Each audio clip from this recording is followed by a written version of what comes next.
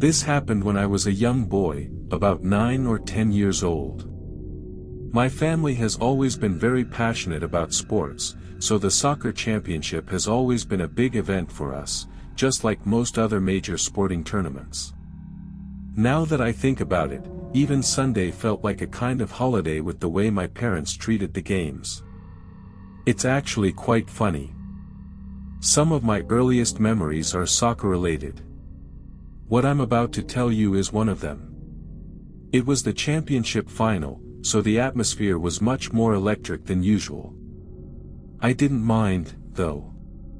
My parents had instilled the love for soccer in me very early on. After the match there was soccer school, or junior league, as our club called it. I know many clubs don't offer training after such important matches, but ours did, so after the game, my parents took me to the field as they had done hundreds of times, and I said, "See you later." I'll describe the layout of the sports center now, so this story makes sense. Our club had a sort of two-level structure. The main field was outdoors, where the matches and training took place, and then all the locker rooms were in the basement level. It was technically a semi-basement, but the sports center was on a slope. You could still get in and out of the building from down there. There was this long tiled hallway with maybe 7 or 8 rooms on each side, grouped by age. My locker room was one of the first ones. On the left at the very end of the hallway were the 2 bathrooms, one for boys and one for girls. Right next to those was a heavy gray door that led outside. It was almost always locked from the inside, but I remember being told it could be used in case of an emergency. The adults always warned us to never leave from that door, because it would automatically lock behind us and we'd have no way of getting back inside the sports center. But anyway, back to the story. The entire lower floor had been decorated for the final tournament, really decorated. The walls were covered in colorful banners and little paper cutouts of balls and trophies, and there were photos of famous soccer players with kids taped up between the locker room doors. Some of the coaches had even worn these commemorative shirts you get at sporting goods stores. It actually felt more festive down there than it had been upstairs during the match. All the kids were in a good mood too, probably because everyone knew there'd be award ceremonies later in the day. Normally, I'd wait until after training to go to the bathroom, but because the final had run way longer than regular matches, and I couldn't hold it, I raised my hand and asked to go and the coach excused me from the room. The bathrooms were maybe 15 feet down the hall, and it wasn't uncommon for kids to go by themselves. They always said if we took too long, they'd come check, but I don't remember that ever actually happening. So I slipped out quietly while the rest of the team was doing warm-up exercises and passing drills. I went into the boys' bathroom and shut the stall door behind me. It was quiet, but those bathrooms were old. All I could hear was the soft hum of the fluorescent lights and the faint sound of a coach's voice echoing down the hallway. But as I was sitting there, I suddenly heard this weird scraping sound coming from the stall next to mine. It didn't sound like anything normal, not like someone shifting or unlocking a door. It was the slow, uneven metal sound like something was being dragged or scraped against the inside of the door, not loud, but sharp. I don't remember being scared. I was mostly just confused. At first, I thought it was another kid, so I kept quiet and finished up my business. As I was washing my hands, though, I looked into the mirror and saw that stall door opening slowly, but instead of another kid stepping out, it was a grown man wearing a coaching outfit. I remember the way the team badge glinted slightly and how the tracksuit looked off. It was kind of baggy and stained in places like it hadn't been washed ever. The fabric was more of a faded gray than a bright blue, and one of the logos on the jacket looked like it had been sewn back on crooked. But the thing is, I don't remember being scared when I saw him, not then. Like I said, I was pretty young, and in my mind, this was just a new coach making a surprise visit. I actually smiled when I turned around. I think I even said something like hello. He didn't say anything at first. Just stood there, halfway out of the stall, staring at me. His head was tilted slightly, and he didn't move.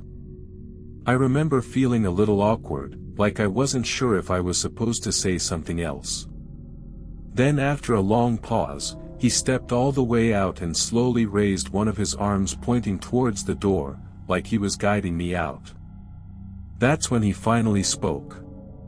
His voice was low and raspy, but I still remember the exact words he said. "Hey, you're the lucky chosen boy. I have a special prize for you outside." I didn't even hesitate. I was excited, like genuinely thrilled at the idea that I'd been picked for some kind of special tournament prize. I think the fact that this was happening in my sports center gave me a false sense of security or something. I pushed open the big gray door without thinking twice, not even remembering that it was supposed to stay locked.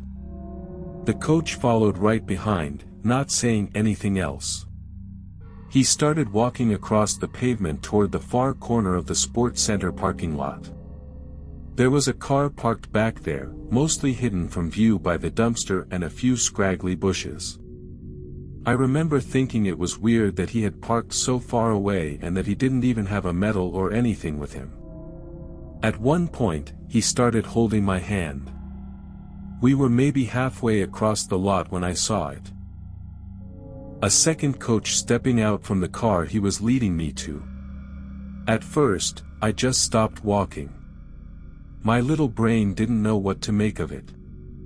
I remember looking back and forth between the two of them, completely confused. I hadn't seen that car earlier, and now there were two coaches. Something about it didn't feel exciting anymore. It just felt wrong. To this day, I've always thought of what happened next as an incredible stroke of luck. One of the coaches, I think his name was Jason, just happened to be walking around the sports center, maybe heading out to prep for the award ceremonies or check on something outside. He looked over at the parking lot right as I was being led over to the car. I'll never forget the sound he made. I've never heard a more terrifying scream in my life.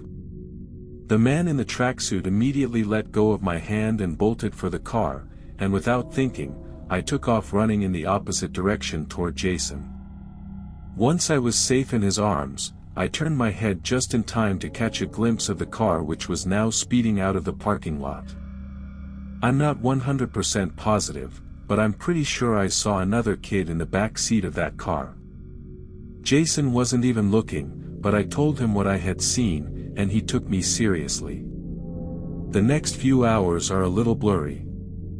Jason alerted the other adults right away, and police eventually made me tell them what happened. They asked about the kid I said I saw in the back seat, and I did my best to describe him, even though I had only seen him for like a split second, and I wasn't even sure if my mind was playing tricks on me or not. My parents were the most upset, and for good reason. I think my mom cried for an hour straight after we went home. The police followed up with the sports center, but nothing ever came of it. There were no missing children in the area, so the police didn't really have anything to work on. The running theory was that whoever had been in that coaching outfit somehow had a key to the back door and just sat in the bathroom waiting for a kid to use it, and by sheer misfortune, that kid had been me. I still find the whole thing deeply unsettling. Whoever had done that must have been familiar with the sports center's layout, otherwise they wouldn't have known where to park or wait or even how to get away with it all. But what scares me the most is that I think there really was a kid in the back seat of that car. It's hard for a championship final to come and go without me thinking about this experience.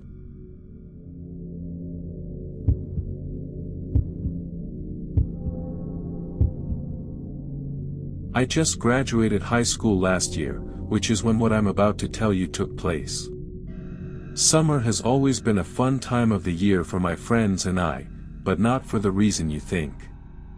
We've outgrown those organized summer camps that everyone does when they're little. And I honestly cringe when my parents make me participate in one with my younger cousins.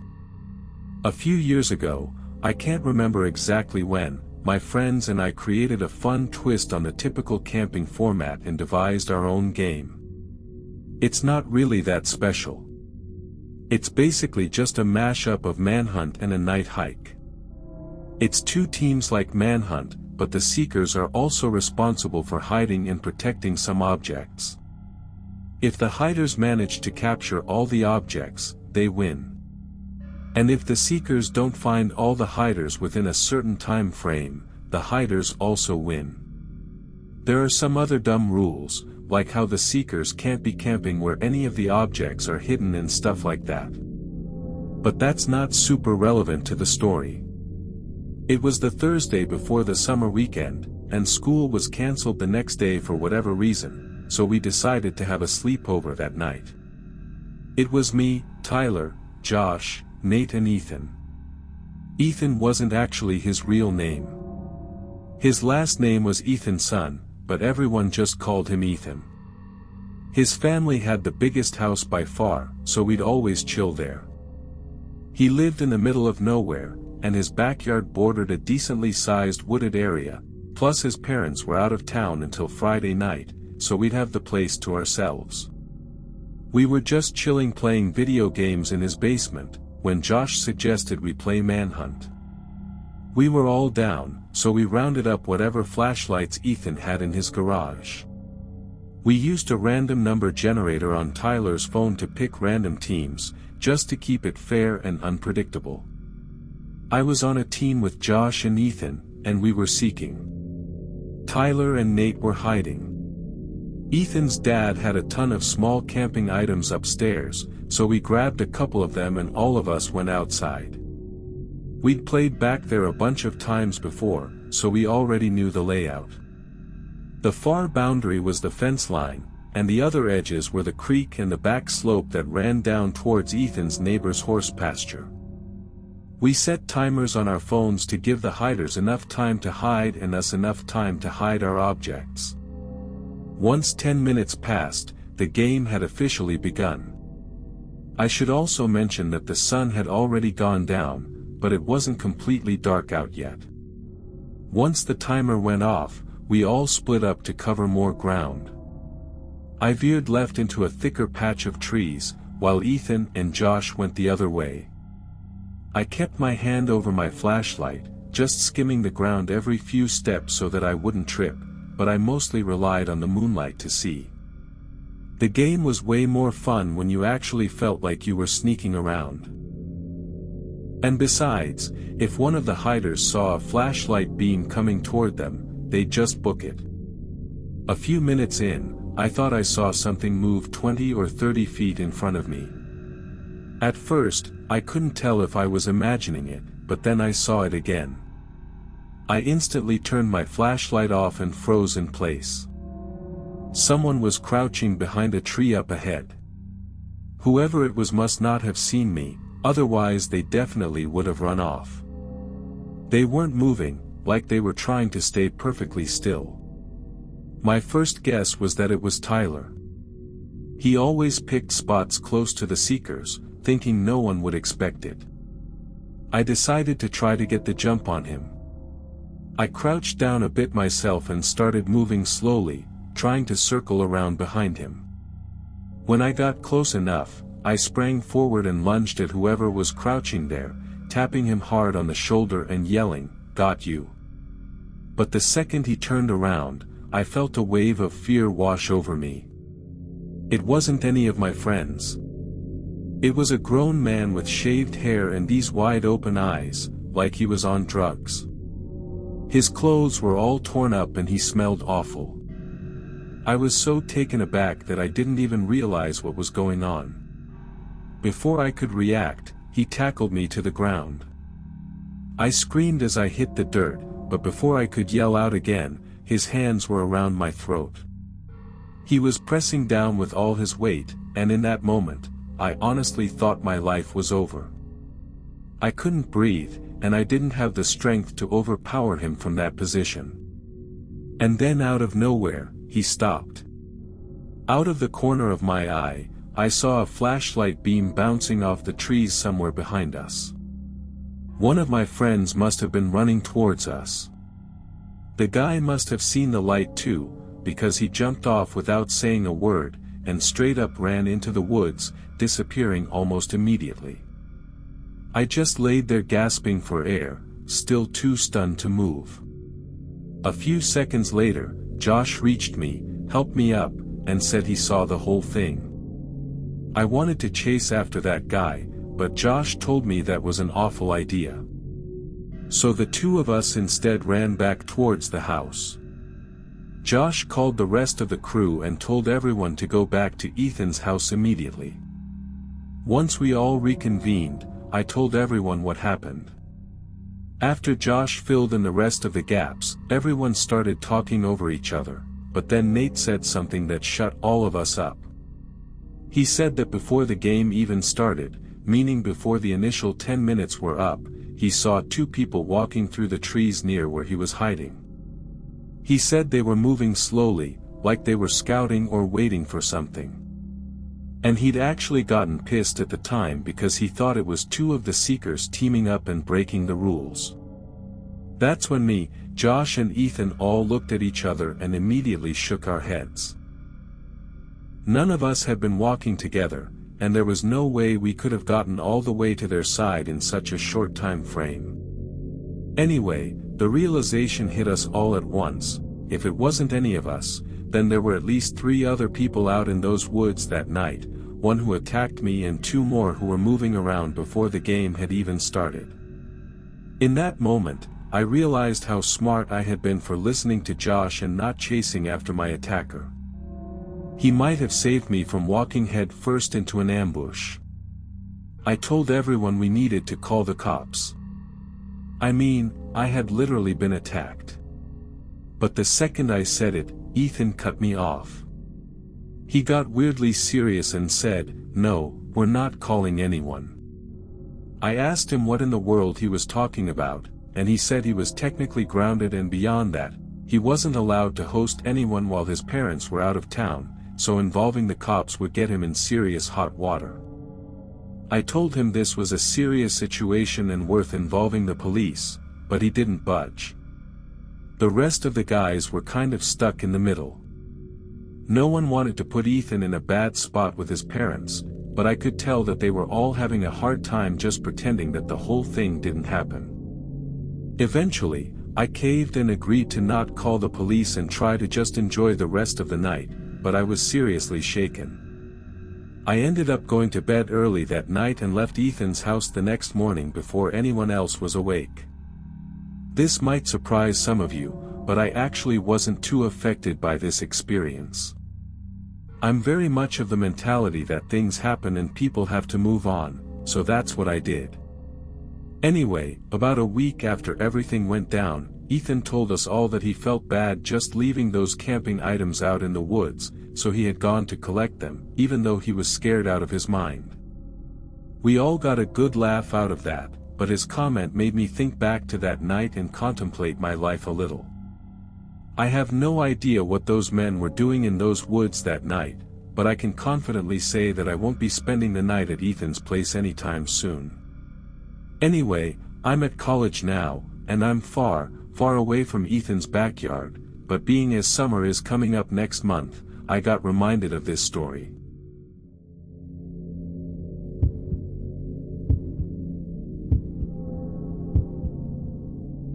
Every summer, my entire extended family takes the trip out to my Uncle Robert's lake house, who lives in a very isolated area. Last year was no different. Uncle Robert lives in a large house that sits on a wide open stretch of land, surrounded by water on one side and a dense pine forest on the others. Even though I've been there many times before, I've never really explored the pine forest behind his house. I'm not much of a hiking person, so I've never had much interest in the outdoors. I was dreading the trip, to tell you the truth. I've never really related much to that side of my family. They're all super into outdoor activities, fishing and sailing and stuff like that, and most of them have lived in the same place their whole lives. Anytime I'm around them, I feel kind of like the odd one out. On top of that, most of my cousins are way older than me, like already married with kids or working on some kind of boating business. The only one even remotely close to my age is Brian. He's a couple years older than me, and actually pretty chill. We always end up sticking together during these family trips, just by default. He knows I don't really fit in with the rest of them, so he's usually good about keeping me company without making it weird. Anyway, we made the drive to Uncle Robert's late Friday night. I'm an only child, so it was just my parents and I in the car. I was exhausted from the drive, so I went to bed almost immediately. The next morning, Brian and I spent a couple hours in Uncle Robert's basement playing pool. Neither of us was any good, but it was better than sitting around upstairs. The house was already packed with relatives by then. You know what the usual holiday chaos is like. We mostly stayed downstairs, low-key, avoiding it all. There wasn't a TV down there, so Brian played some music off his phone, and the two of us talked about some dumb family drama, not even worth mentioning here. While we played, Brian kept going on about the pine forest behind Uncle Robert's house. He said it stretched out for miles, and that hardly anyone ever went far enough to see the cool stuff out there. He talked about how magical it felt and how beautiful the isolation was. I mostly just nodded along. Nature talk wasn't really my thing, but he clearly loved it. I'm not sure how, but later that day, Brian convinced me to go on a nature walk with him.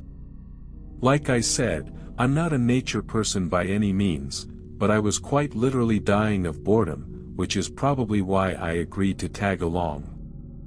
We obviously told Uncle Robert where we were going. He's a really nice guy and always lets us younger people do what we want, a mentality I wish my own parents shared. Brian took the lead once we got outside, cutting across the backyard and into the pine forest like he'd done it 100 times before, which, knowing him, he probably had. The forest was thick, but not totally wild. There was a kind of natural path that Brian was following. It wasn't late in the day, so I wasn't super worried about the sun setting, but the deeper we went, the more I started to wonder how we were going to find our way back. After about 20 minutes of walking, I asked Brian if he was sure he knew where we were, and he just laughed. He told me he knew these woods like the back of his hand, and that he'd been exploring them since he was a kid.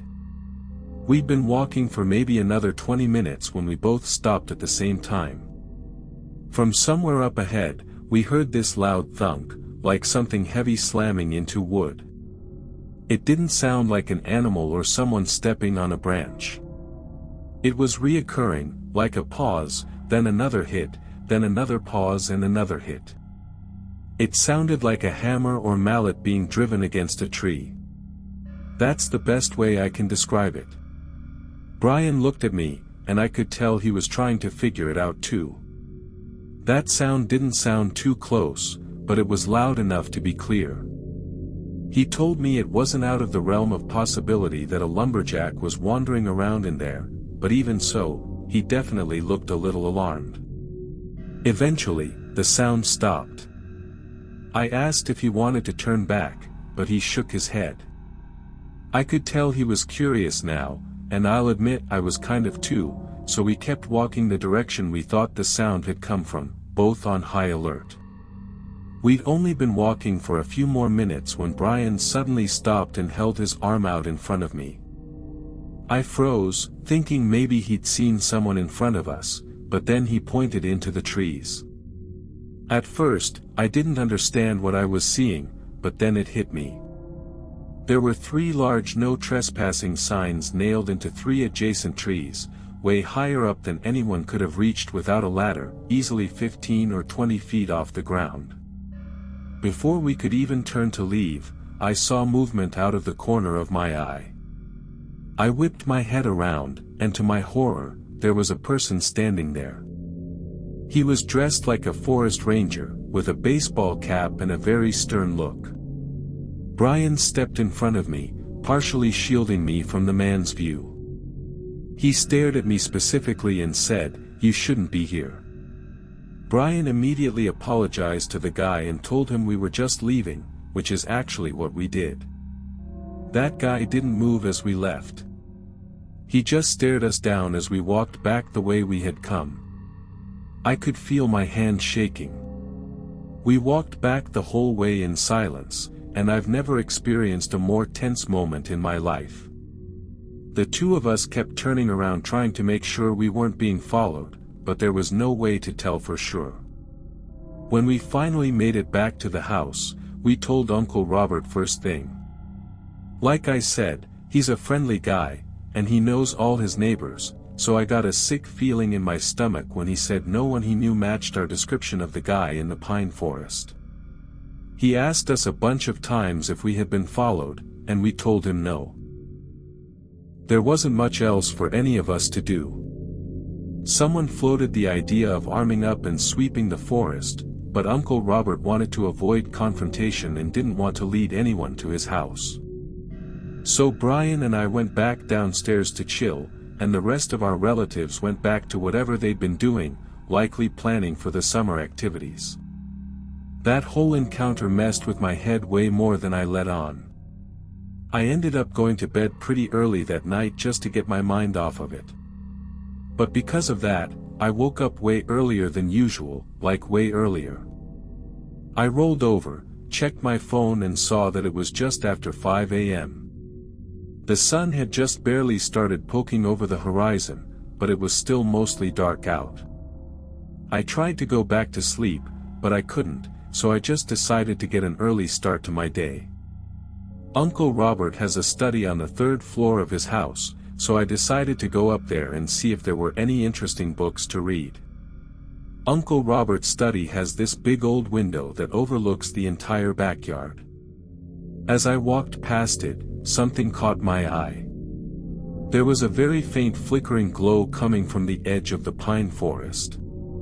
It looked like the pulsing light of a small fire, not a flashlight or anything that bright. I stood there for a good 30 seconds just staring at it, trying to make sense of what I was seeing. Curiosity got the better of me, and I needed to know what I was looking at, so I went downstairs and stepped out onto the back deck. When I realized what I was looking at, I had to literally fight back a scream. There were at least 3 figures standing just past the edge of the forest, each holding a small lantern. They weren't walking or moving around. They were just standing there, facing the house, facing me. I ran straight to Uncle Robert's room and woke him up, telling him what I saw without any questions. He grabbed his hunting rifle, threw on a pair of pants, and told me to stay inside. He marched out onto the back deck and scanned the yard while I watched from the doorway.